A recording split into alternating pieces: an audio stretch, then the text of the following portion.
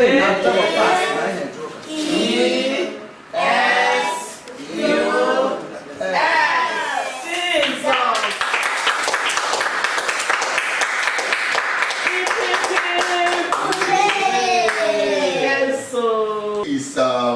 1st of October, Yes. and a new month. Yes. On one certain October 1st, a child was born. Yes. And when the child was born, on that day Nigeria was celebrating her independence. Yes, sir. And today I came to realize the spirit driving this young man. Since I met him in the field. He took me in as his younger brother. And since then, we have been in the race for the independence of the people. Today, I come to realize that as Nigeria is celebrating her independence from the British government, a child was born that will sparkle and add energy and force to the freedom and independence of another people, his own people, the Biafran people. So today I recognize the spirit behind you and what you are doing. And we as a family, we as a people, we are celebrating this young man. Yes, so although he said he's getting older, old age is blessing. yes, sir. Old age is wisdom. Yes. He has a young, beautiful family. He has a young, beautiful wife and 3 powerful, beautifully decorated kids and friends and families around him, the elder sister, the children, and we are all here and the rest of the world that is watching to celebrate this man that has been a force to give our people direction and hope, the image maker of the Biafran people. Yes. God has molded you into that, and today we celebrate you in the name of the Father, and of the Son, and of the Holy Spirit. Many more years to you. Amen. Yes, sir. Cheers, to long life and prosperity. We celebrate this thing in a higher level. Yes. Amen.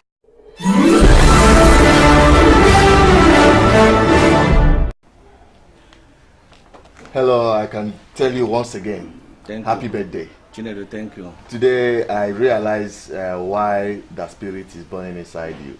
You were born the day Nigeria is celebrating their independence. That's right. And that day a son was given to agitate for the independence of his people. I am very happy. I am very happy to celebrate. We share the same month, but I'm not privileged to share that 1st of October in terms of that spirit of fighting for independence for the people who deserve it. Anyway, my people out there, this is the Receiving Center in Enugu, the image maker of the customary government of indigenous people of Biafra.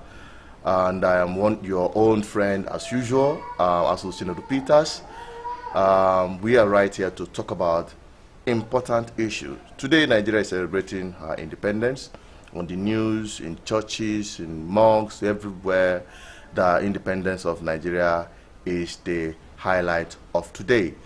But does it reflect actually the feelings and the situation of the people, the reason why Nigeria got her independence, to give more and better life for the people? So we want to highlight on these issues, on the linking it up with the Biafran agitation. Okay. All right. As the image maker of the customary government of indigenous people of Biafra, what do you think about the independence of Nigeria? Do you think that if the potentials of independence of Nigeria was properly harnessed, the Biafran agitation will hit the high point that is happening today?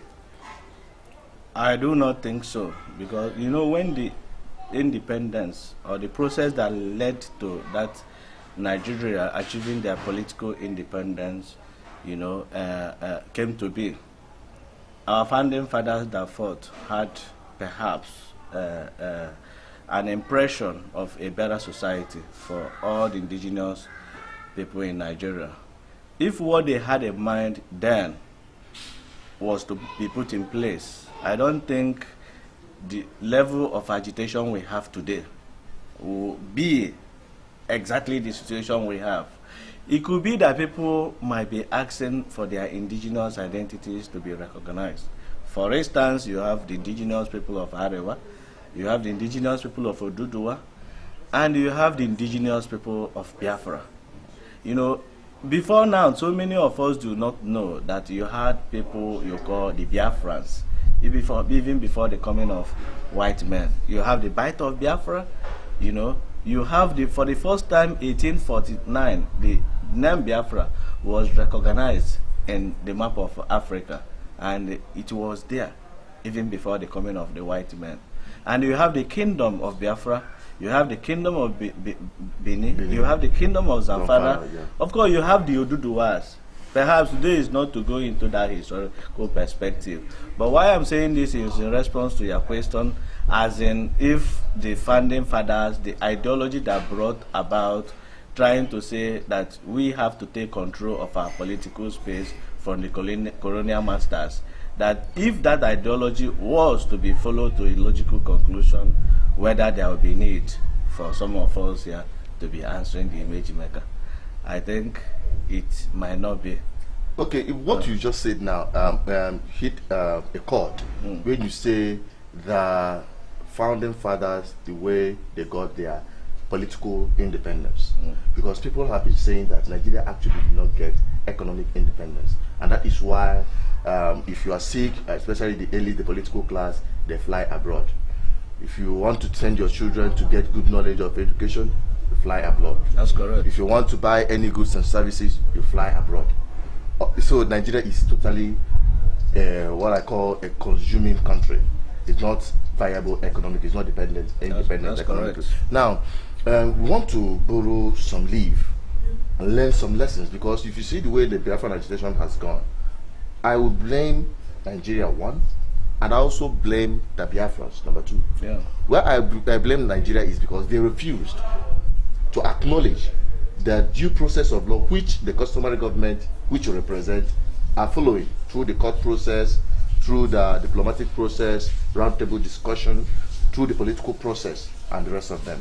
Since they have refused to acknowledge that process, playing down on the continuous adjournment of the case, playing down on diplomatic opening door for discussion with the leaders of the indigenous people of Biafra, the Council of Elders, and the rest of them, it has now pushed and angered the youth who are not that patient enough, who are passing through that anguish of poverty, are now being pushed to come out on the street and say enough is enough. Now, trying to borrow a leaf from the two perspectives, the Nigerian side and the Biafrans, who are not, who did not actually borrow a leaf from Nigeria. When you say Nigeria got her independence, fought for her independence. Yes. We mentioned it because that is the striking chord. Yes, fought for her independence. Yeah. Did they fight for her independence with ammunition? No, not at all. Or with violent approach or anything? Not at all. It was people like us. Now, and they recognize that the British at that time are stronger in terms of arms, in terms of anything.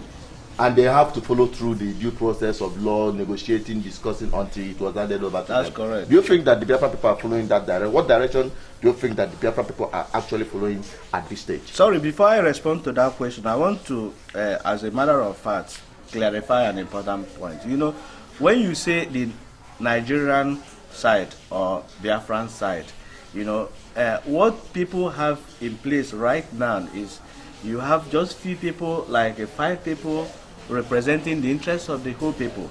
Like you have the president, you have the vice president, you have perhaps the central bank governor or minister of finance, you have the IG, just like 5 or 6 people taking decision for the whole lot of 190 million people. And once the decision is dished out, what you have is the Nigerian government has spoken. It's the same way as in 1960, when people fought for the independence. The founding fathers that fought for independence were just very few of them. And what they had in mind, perhaps, after like 5 years of 1966, there was massive corruption in the land. That what they had in mind was truncated by invitation of the soldiers, by, of course, some selfish politicians. Today again, if you talk about the Biafran people, it's still few of people who are pushing, who are the forefront, trying to take decision as in concerns millions of people. Why I'm saying this is that if you have bad people at any point in time, that will give direction on where the millions will go. If you have good people, that will give direction on where everybody will go into. So right now, what everybody should be looking at, who is a leadership position. Now to your question on, sorry, remind me of that question. I mean, I'm talking about the direction the Biafran people are going right now. All right, let me take it from there, because we say that Nigeria got their independence not through war, of course, because they know their might. They know that the white men were more powerful, technologically and otherwise as at that time. So what they did was political negotiation, diplomatic methodology. Zeke was always there, moving from one place to the other, talking. He has print media registered in Nigeria. It wasn't outside the law. He wasn't operating outside the law. It was registered, but he was there to tell the government that thing they will not want to hear, but perhaps what the people will want to hear. And he was ready to go to jail. So many of the activists that time went to jail, but it was political prison. Now today, if you ask the direction we are going, we have learned our lessons. This is 21st century. There is no way we begin to go back. I want to say that our brothers the other time who said that perhaps due process of law will not pay off, that Nigeria is lawless, that you have to attack them through that means for them to hear your voice. We have learned our lesson. Our methodology and our process has always remained, which is political, diplomatic, and legal. You know BVI, Chinedu, as the director of BVI, that we have remained consistent since 2012, talking about the legal process. That the strength we have is to pursue our aspiration through the law. That is where the Biafra people have comparative advantage. That is where we have our strength. Because if you operate outside the law, somebody said, if you want to prepare for war, do you need to go on air and start chatting that you are preparing for war?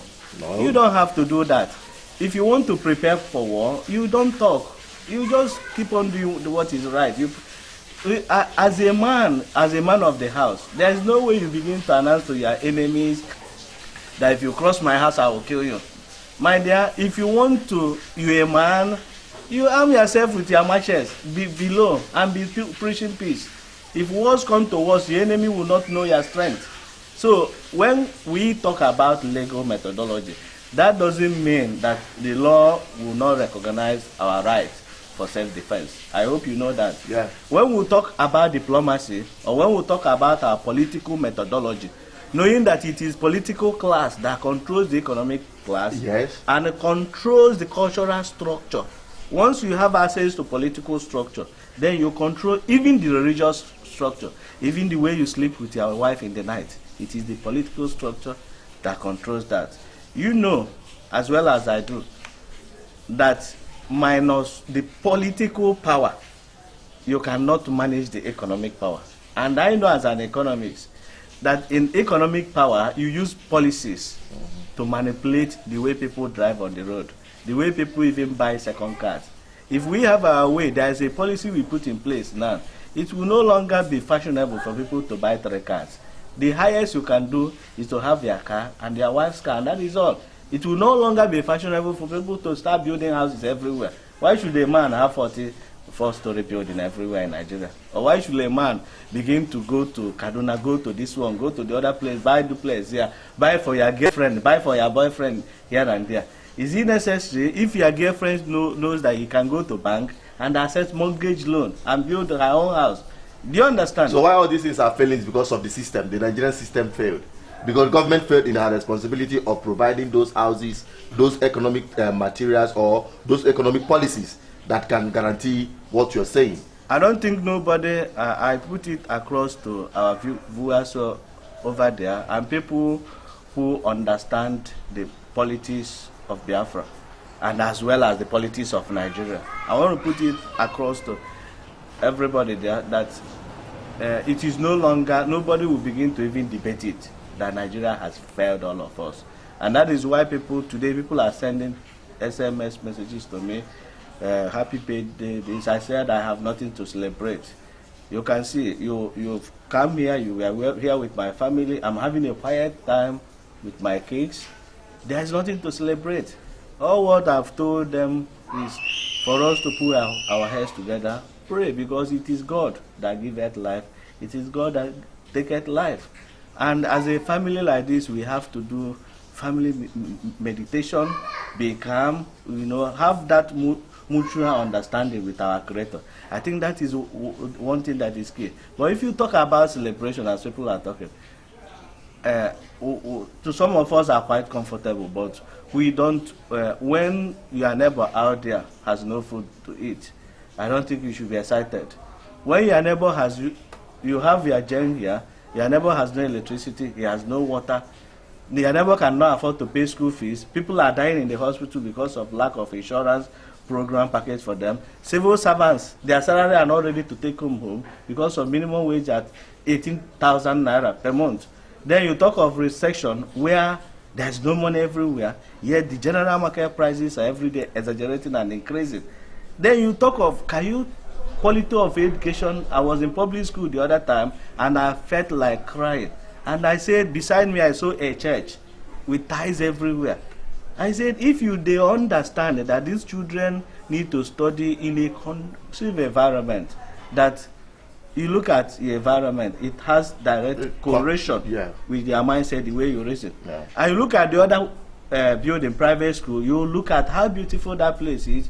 Then you begin to look at the class difference. You said, why do we belong in a system where somebody, because the parents are somewhere stealing money and sending the kids to where they pay 100,000 a term, and the other poor, because the person does not have opportunity and is sending the children to where public school where the governor does not care and nobody cares, where some of the teachers you have, they cannot even begin to pronounce certain things. So there is a quiet madness in the system that you have gap, class, that inequalities we are talking about. That brings me about the Biafran ideology, because I know you asked me that question as in the next direction where we are going in terms of after what the storm is over. Now that things are just like my Python does, prescription and the rest of them, what direction were Biafran people were expecting from the leadership of the indigenous people of Biafra? Yes, you know about us in customary government, one we say the Biafran ideology. People do not understand that concept, the Biafran ideology. What does Biafran ideology stands for? People have not got to know that ideology is the basis of this agitation. Then the ideology of equity, the ideology of justice, the ideology of fairness. Then the question I will put to you, put it across to our people over there, is there fairness in our system? Even I am not against, when I talk about Nigerian, people right here that are seated around me, they are still in Nigeria. They work in Nigerian government. Our governors are still Biafran people, but they represent Nigerian interests. The governors you have in the state, are they representing our interests? The senators you have, are they not Biafrans? Are they representing our interests? So the big question is, what actually is these people you call Biafran people fighting? They are fighting for equitable system where resources are evenly distributed. Then if they are fighting for that, are they trying to fight outside or inside? My dear, as the image maker of the customary government, it's not for me to begin to determine that, to say this is what the Biafran people, they want to fight outside or they want to fight inside. So there is a process to do that. And that is referendum. Yes, you can't stop that process. Nobody stops that process. Okay. It's somebody's fundamental human right to decide whether he wants to be or he doesn't want to be. Okay. We were in a wedding yesterday. We saw what happened. And at the end of the day, if I could come the next day and the wife said, I'm packing my bags to go, he does that. She has right to do that. But there's a process that must be followed. Because if she ran out of or if she goes out of the house, what will be done is her mother will bring her back until that process is completed. So I want to say something clear, because this Biafran ideology is equity, fairness, and justice. And nobody can now begin to order me around to say, Nigeria cannot be divided. You must take Nigeria. My dear, if you must take Nigeria, let Nigeria come before us one-on-one and say, bros, what do you want? What actually do you want? I'll begin to list it. There is no electricity here. You guys go and monetize, commercialize, privatize, and sold the electricity to one man. Every month they will bring 8,000 naira for me. Bring prepaid, nobody will bring prepaid for me, but they will be so excited to give me estimated. And yet somebody in Abuja is saying, I must love my 57th. I think people are mad and crazy. So but these are not the things we should get angry over. These are the things we will sit before the round table discussion. And then out. Eyeball to eyeball. If I talk to the Minister of Power, why should a man who was the former governor of a state holds the power ministry, the housing ministry, and the works ministry? I don't know how we reason in Nigeria, as a matter of fact. While you have people like me at early 40s, with all my qualification, with all my strength, my blood is hot, you know, to begin to think of how things will work around the clock. You have millions of jobless graduates there, moving from one post to the other, flying their CVs. Yet from Onitsha to Lagos, is death traps everywhere. You have a country where people buy Gen 4, 5 Gen, where companies are shutting down every day because of operational costs. You have a country where houses are for the rich men and for the criminals, where a civil servant that has worked for 15 years, for 25 years, cannot afford to build a house if he's not corrupt. Then somebody will tell me, God has a big design for Nigeria. I think there is madness. So, but we begin to moderate it by engaging them on debate. Okay. So the ideology is very straight. The promise of Biafra ideology is for us now in customary government to begin to do the right thing. And the right thing is to pamper our people, to show our people love, to begin to show them those services they can never get any place at a very affordable prices.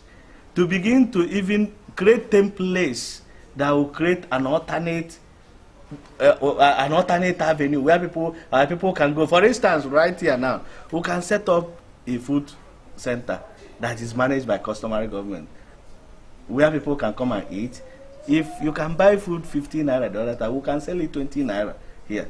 And we give you, I mean, the best of taste you can ever imagine. We give you quality services. When you go in there, we'll tell you this is Biafran ideology. Yeah. Then if we set up schools, if we have sponsors from America, we can call them in to say, build a school here. Yeah. We want our people in customary government to manage that school.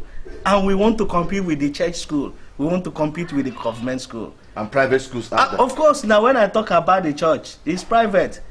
Government schools, we want to compete with them, to begin to show them the kind of Biafra, the kind of Biafra love you're talking and about. the kind of Biafra I'm talking of. Okay. The kind of love we show to our people. Then they will begin to feel it. It's and not to appreciate the Yes, Biafra. they will begin to appreciate it and pray that one day this thing will come to. Not the kind of Biafra where you threaten people and say you want, which kind of Biafra you want?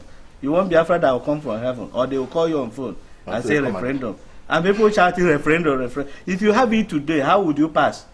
When all the public institutions are under control of the federal might, how would you win that? Anyway, we are going to, because when we start talking about this, but with today's first, we have to show our people that. Yes, I think one of the important things I believe our viewers out there, and especially the Biafran people, I must take home what you said, the points you highlighted last is very important. Let us show our people what Biafran ideology is all about. It starts from you. It starts from me. It starts from all of us. When you talk about equity, justice, and fairness. Correct. In that business you're doing, are you applying equity, justice, and fairness? In that office where you are, that thing that you do, that goods and services you render, do you apply this ideology of equity, justice, and fairness? This is what we have to start with, and everybody will start appreciating the Biafra we are talking about. If somebody asks you, why are you saw a traffic light red and you stop to obey the traffic without any coercion, and somebody is saying, why are you stopping? Why can't you just blow away just like every other person? You say, no, this is the Biafran ideology where you obey rules and regulations. Correct. You come to a place where you are a mechanic. workshop, you buy your genuine parts and fix the car as the best way you can. And somebody will say, you're never. Why this? If you're doing this, you are not going to make money. But you're not going to make too much money. But if you do cut, you make. No. He said no. This is Biafran ideology. You start applying it in everything that you are doing, and even empower the customary government. Those of you outside throwing away money in frivolities, building hotels everywhere. Why can't you add value to the system, whereby you believe that these children here has right to have quality education as you do, your children do abroad? What you need to do is to empower the customary government through funding, through the contacts you have. Let people come and invest in education here in the Biafran land. And in the intervillage, not even in cities, in the villages, rural areas, so that children will start appreciating the kind of quality education Biafra will provide when it comes. So with this, I think that is the direction. Yes, and one other thing, when we talk about Biafra, I believe our other people in Nigeria, other ethnic groups, they get scared. Because to them, Biafra means war. And perhaps the way people before us were doing it, whenever they want to they talk, we want to divide Nigeria, we want to go out of this zoo, we want to destroy, we will burn down Nigeria. Oh my God, they are not always comfortable with us. When they see us down here, they say, these are the Biafran people, blood. They see Biafra as blood. But now, what we are selling to these people, very soon I believe they will begin to get it. What we are selling to these people is that you don't force certain things. There are certain things you don't force. You have comparative advantage in certain places. So what you do is to go in and begin to implement it. There's a program we had last time that we are ready to feed the whole of Southeast with fish production, catfish production. Me and you, we've gone to the other place the other time where we interviewed a fish farmer as an image maker of the customary government. Ours is to begin to showcase what God has given us. God has so much endowed our people. We are spoiled, we are over-pampered. But it's now for us to begin to go inside the villages to identify those strengths God has given us, and then begin to harness them for the betterment of our people. And this is the direction we are moving. Once we're able to do that, and we're able to begin to build our economy and begin to sell these things and export them to other parts of Nigeria, I believe that fear element that we are bad people. We are not bad people. Biafran people are peace-loving people. They are wonderful people. Whoever that has come down to the east to stay will testify that. Forget some of these things we do on social media, some of these things we do on radio stations, as in propaganda that is Biafra, if you don't give us Biafra, we will do this. To us in customary government, we don't want anybody to give us Biafra. We are Biafrans by indigenous identity. We are not asking, God has given us that indigenous identity. So we don't need to ask anybody to give us. Or seek approval. No, we don't need any court approval to give us that. That is who we are. I am Ndubisi. I don't need any court approval. Because the day I was born, my father wrote a name. Which name do you want? It's Ndubisi. It's Ndubisi that you want. So we are indigenous people. Now if we begin to say indigenous people of Biafra, that could be defined. Some people will say, no, we no longer want that name Biafra, we want to change it. So if it comes to that, then we'll begin to discuss. But the fact remains that the people of Southeast are peaceful people. People of former Eastern Nigeria are people you can live without fear, without being afraid that this. No, it will not come to that. So we are projecting ourselves as in people who are peace-loving, people who do not go looking for trouble, are people who will be prepared when it comes to worst. All right. Thank you very much. It's a pleasure to have you on our BVI program. And I believe you always enjoy him anytime both of us are together. In fact, we are just trying to curtail the time.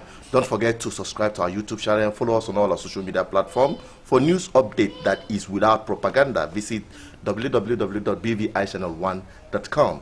Till I come your way next time, I still remain Associate Peters. Stay blessed. And most important, be safe.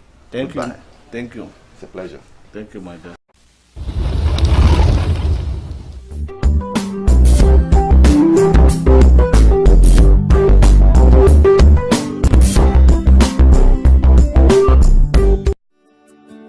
Welcome to First View Luxury Hotel. At First View Luxury Hotel, we offer excellent service. Our rooms have all the necessary facilities to make your stay comfortable and memorable. You will also have access to internet service, breakfast, 24-hour power supply, full air condition, free international calls, free tire pumping service, and free car battery charge. So what are you waiting for? Quickly visit First View Luxury Hotel. We are located at number 1 Adeline Bamishile off Raji Rasaki Road, First Estate, Amuwo, Odofin Festac, Lagos. For more information or reservation, please call us on 080-7578-7135 or 080-9990-0601. You can also take advantage of our online ongoing promo at www.firstviewhotel.com to make your reservation and payment for your favorite room, which attracts a discount rate. Please note, rooms are reserved based on first come, first serve. First View Luxury Hotel. Experience the home of comfort. They come.